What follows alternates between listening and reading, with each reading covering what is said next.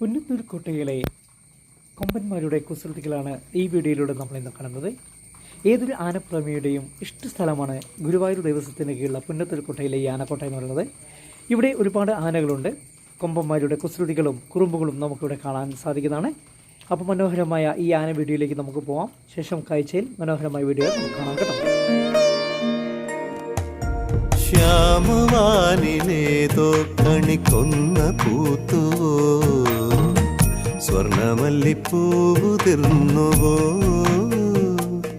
പ്രിയ ഗ്രാമ കന്യ കണ്ടുണർന്നുവോ.